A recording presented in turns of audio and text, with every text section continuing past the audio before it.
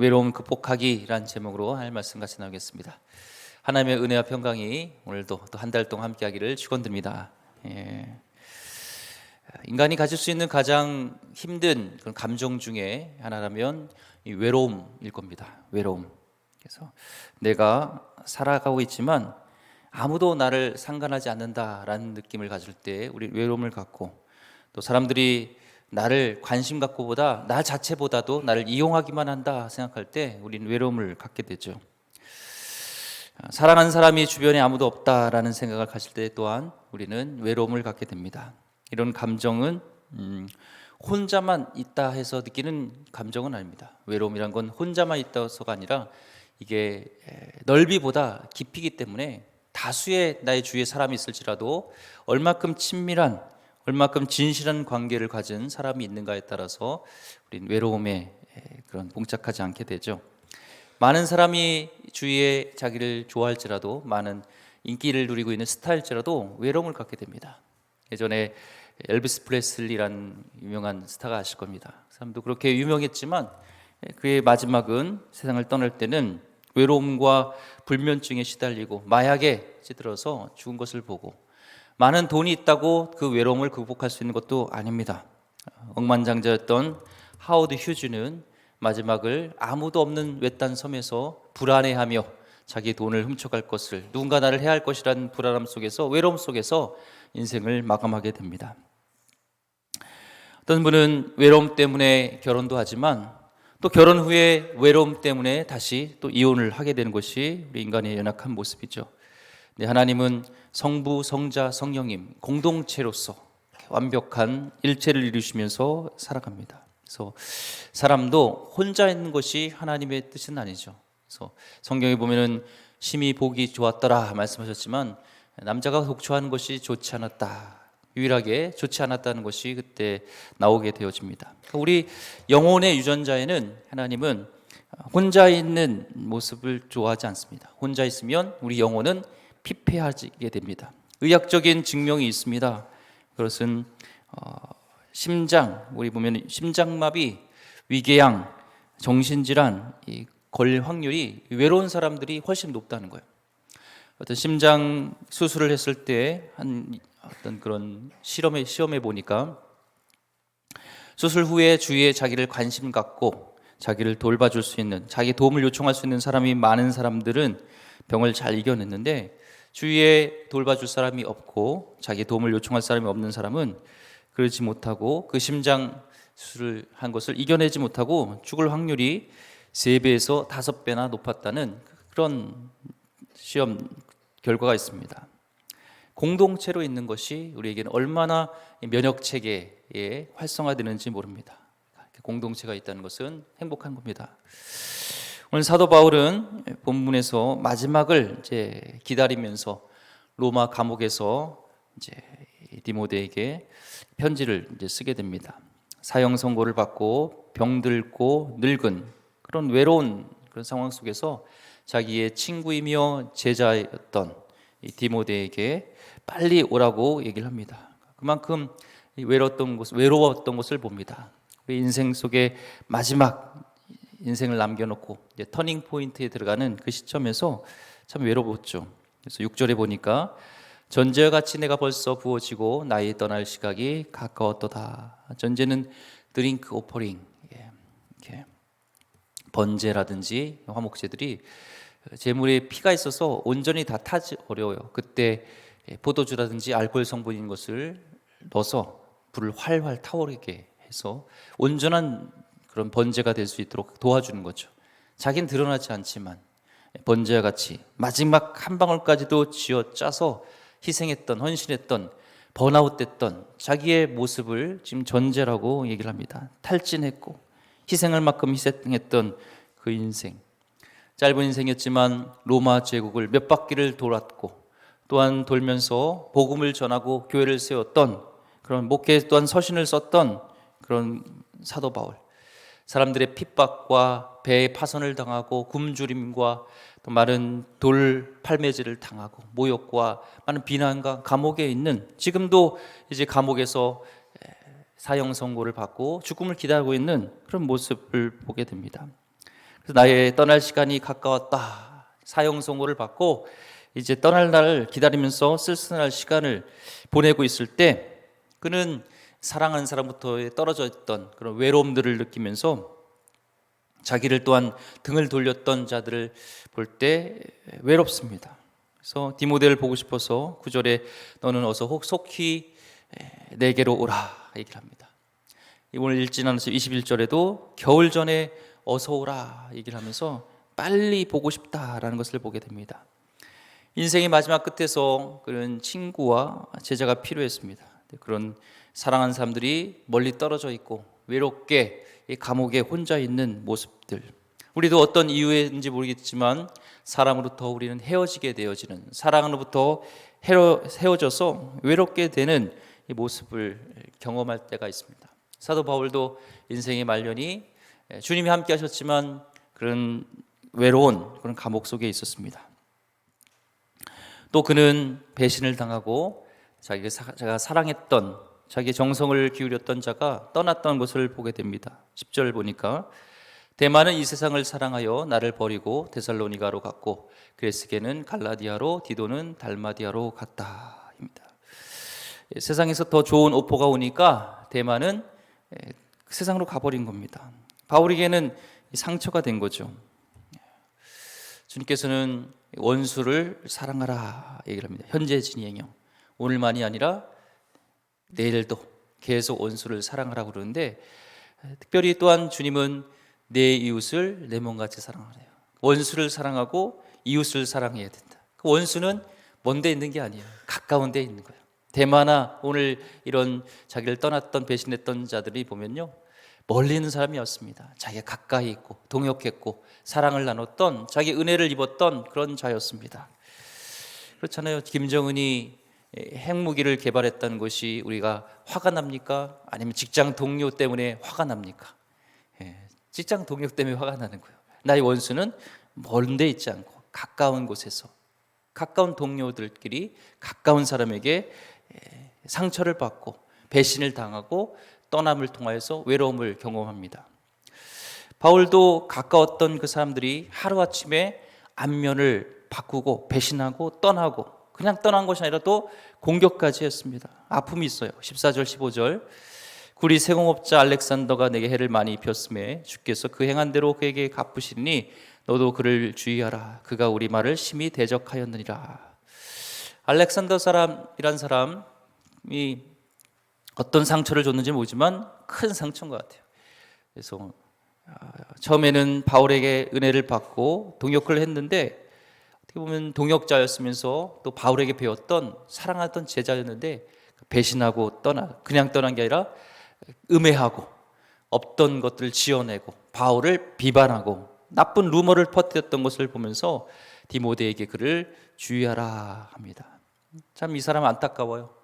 2000년이 지났는데도 전 세계 사람들이 성경을 읽을 때 알렉산더 사람은 나쁜 사람, 이렇게 사도 바울을 배신한 사람, 상처를 준 사람 이렇게 나옵니다. 우리는 배신을 당하고 우리의 상처를 받으면 힘이 빠지고 외롭게 되어지죠. 근데 반응을 잘해야 됩니다. 어떤 사람은 그 외로움과 상처로 인하여서 일 중독에 빠져요.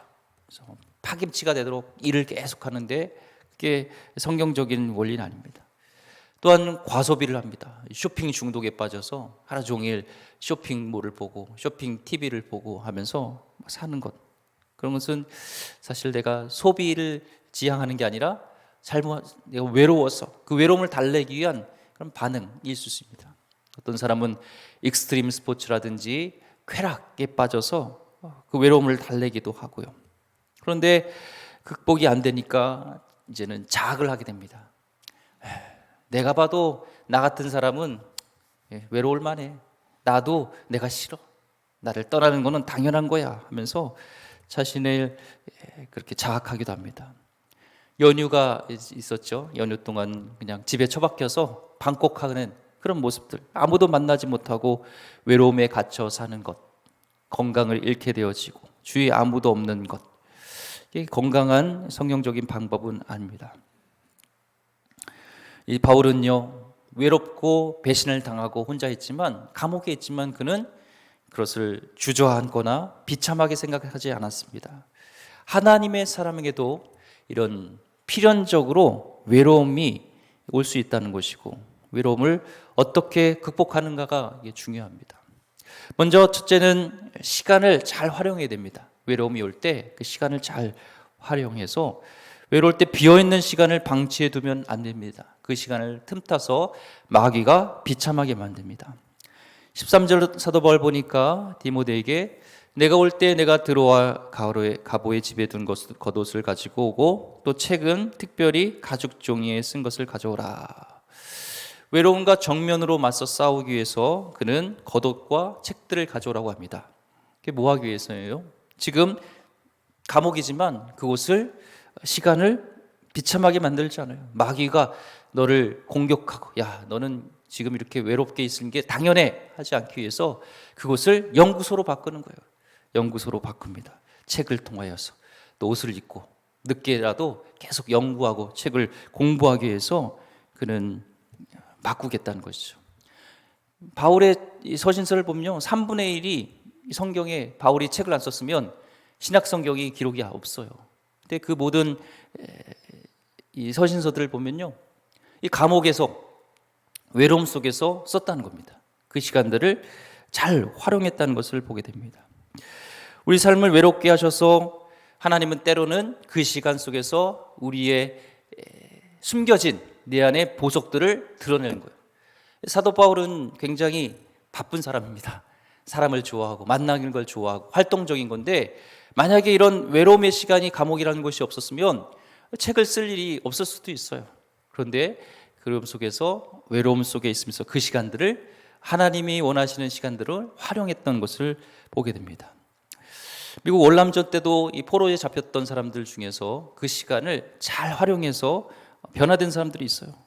크리스찬 장교 중에서 그 시간 동안에 팔굽혀펴기를 매일 했다고 합니다. 나중에 이제 감옥에서 나온 후에 팔굽혀펴기 4,500번을 한 번에 해가지고 기네스북에 오르기도 하고, 어떤 사람은 나무 막대로 계속 골프 연습을 해서 그 감옥에서 나온 후에, 석방된 후에 골프 토너먼트에서, 대회에서 우승을 하는 일도 있었습니다.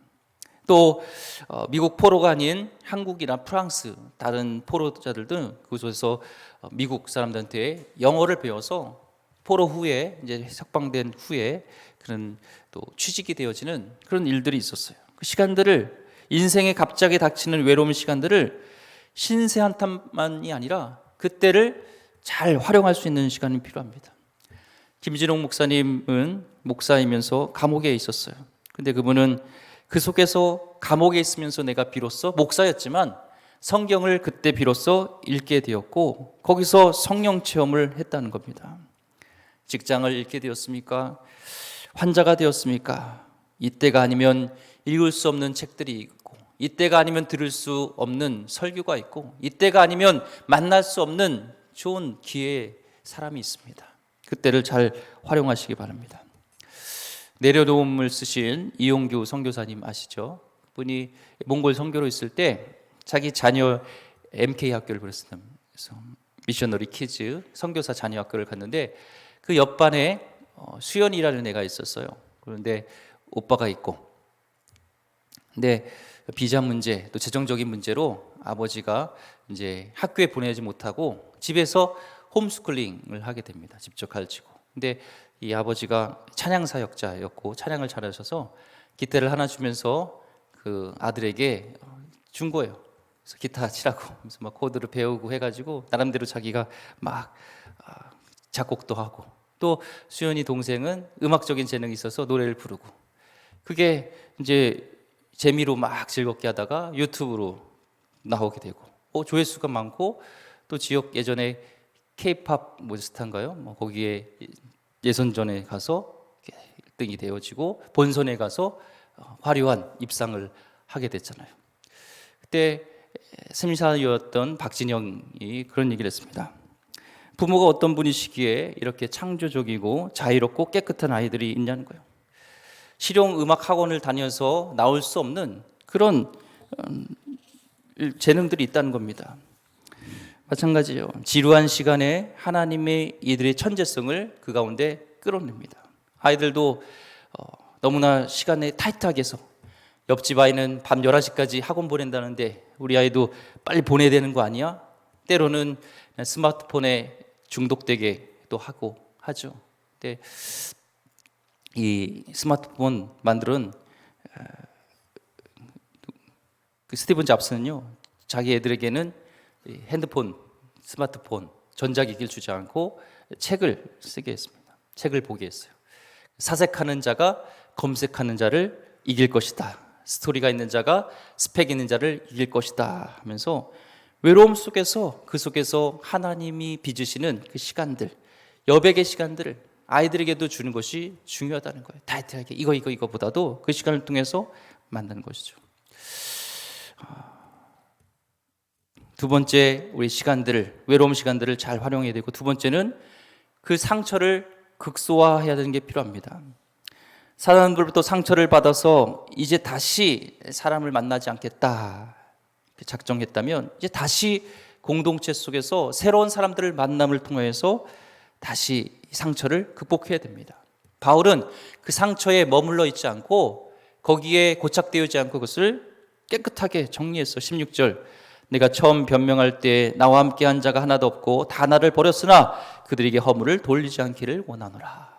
그들에게 원망 불평하면서 나의 인생을 거기에다가 인생을 맡기지 않았다는 거예요. 이제는 그 상처를 극소화시키고 새로운 만남을 위해서 새로운 하나님의 계획 속에서 그것을 뛰쳐나왔던 것처럼, 구데기 무서워서 장목 담그는 것 그건 안 된 것처럼 우리가 상처로 인해서 계속 그곳에 끝나는 것이 아니라 다시 나올 수 있는 새로운 사람을 만나게 대한 축복에 대한 기대감을 가져야 되는 것이죠.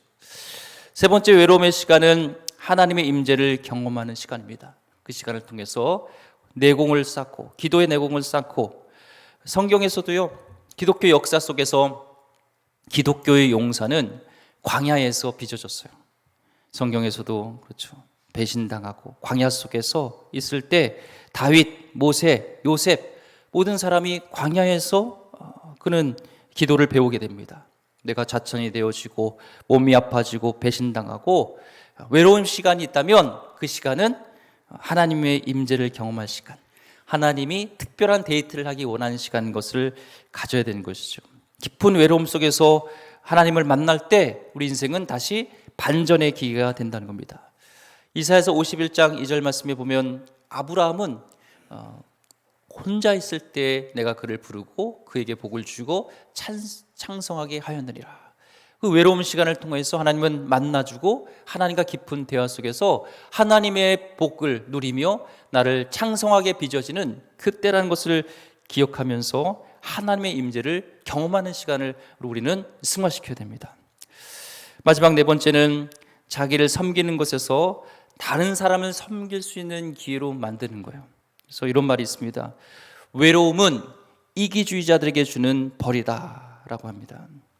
예수님께서는 하나님을 사랑하고 네 이웃을 내 몸같이 사랑하라고 마셨습니다. 세상은 너 중심으로 살면 행복할 것이다, 너 중심으로 살아라 얘기를 하지만 성경적인 가치관은 그렇지 않습니다. 하나님의 사람의 인생의 목적은 자기를 위해서 살면 더 비참하고 외로워집니다. 내가 학위를 따고 공부하는 목적이 내가 더 유명해지기 위해서, 학위를 따기 위해서라면 허무해집니다. 그렇지만 내 공부하는 목적이 다른 사람, 배우지 못한 자를 돕고 내가 누군가를 위해서, 하나님을 위해서 내가 사용하겠다 한다면 달라지는 겁니다. 돈도 마찬가지입니다. 내가 돈을 버는 목적이 우리 가문, 나 혼자 호의호식하겠다 하면 가문은 분열됩니다. 그렇지만 하나님 나라를 위해서 또 사람들 섬기겠다 쓴다면 그 돈은 저주가 아니라 축복이 되는 것이죠. 우리 인생의 태도를 바꿔야 됩니다. 받으려고 하니까 외로운 것이지 주려고 하면 달라집니다. 리더스 다이제스트에 예전에 있었던 얘기인데, 몰리 아주머니라는 분이 있었어요. 남편에게 버림받고 인생을 좌절 속에서 외로움 속 살고 있는데, 가다가 2차 대전 직후라 많은 전쟁 고화가 있었습니다. 그때 한 달에 $10 정도와, 그때는 큰 돈인데, 또한 이렇게 편지로 위로의 말, 펜팔 이렇게 해주면 한 아이가 공부할 수 있고 잘할 수 있다는 그 얘기를 듣고 그런 것을 하기로 결심합니다. 독일에 있는 한 전쟁 고아를 돕기 시작했어요. 펜팔도 하게 되고. 그런데 편지가 왔는데 이 몰리 아줌마는 정말 천사 같은 분일 것 같아요 하면서 얼굴을 한번 보고 싶다고 사진을 보여달라고 그랬는데, 자기 사진을 보니까 그동안에 자기는 초췌하게 외로움 속에서 있다 보니까 막 피폐해진 거예요. 망가진 거예요. 화장도 안 하지, 가꾸지도 않지, 괴물 같아요. 그래서 미용실에 가서 머리도 하고 또 화장도 하게 되고 또 백화점에 가서 옷도 입고 예쁘게 차려입고 사진을 찍어서 보냈습니다. 그러니까 그 다음부터 또 너무나 이쁘다는 얘기를 듣고 있는데, 그 모습 그대로 직장에 간 거예요. 그러니까 직장 동료들이 아니 이런 모습이었냐고, 왜 그동안엔 그렇게 하지 않았냐고 하면서 막 사람들이 물어볼 때 스토리를 얘기한 겁니다. 자기가 전쟁 고아를 돕게 되어지고 이런 일들을 하다 보니까 사람들이, 직장 동료들이 계속 말을 걸게 되어지고 밝아졌어요. 또한 독일을 알기 위해서, 그 전쟁 고아를 잘 알기 위해서 독일을 공부하게 되고 1년 동안 독일을 공부하니까 독일 박사가 되고, 여행사 직원이었는데 그렇게 하다 보니까 어떻게 이렇게 독일을, 유럽을 잘 아는가 하다 보니까 승진을 하게 되고 더 월급도 늘고 이태리 또 프랑스 펜파라는 그런 아이들이 점점 늘어다 보니까 여행사에서 그를 더 승진시켜 가게 되고, 마지막에는 자기가 15명의 고아를, 유럽의 아이들을 섬기게 되었는데 여행사에서 그 투어할 수 있는 기회를 준 겁니다. 투어하면서 막 아이들과 부둥켜 안고 울고 감격하고 그런 기쁨의 감사를 드리고 있는 동안에 피렌체 이탈리아에 갔을 때 거기서 부시장이 이 몰리 아줌마에게 반하게 됩니다. 상처한 남자였는데 그래서 마지막 고백을 하게 되고 같이 마지막을 같이 있고 싶다 하면서 결혼도 하게 되어지고, 또 나중에는 여행사를 차려서 되었다지는 행복한 결말의 일들이 리더스 다이제스트 예전에 얘기가 있었습니다. 내가 비참하다고 생각하는 인생에서 독일 고아 한 명을 후원하게 돼 시작된 것이 외로움을 벗어날 수 있는 기회였습니다. 나에게 외로움을 준 것은 옆에 있는 사람들을 도우라는 거예요.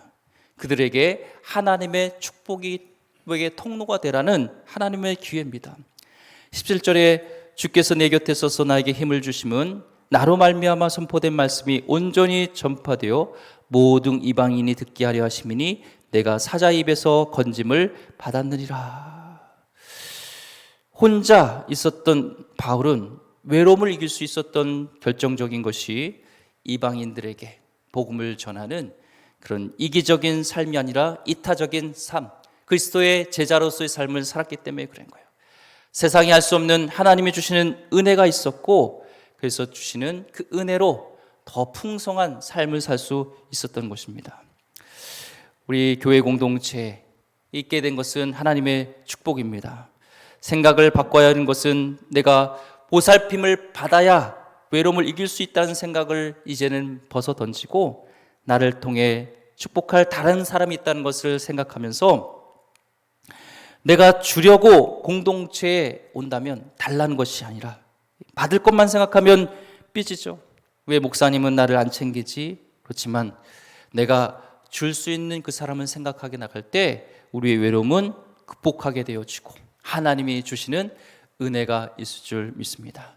외로움 속에서 하나님을 깊이 만나는, 하나님의 은혜를 체험하는, 더 나눌 수 있는 하나님의 귀한 성도님 되기를 주의 이름으로 축원드립니다.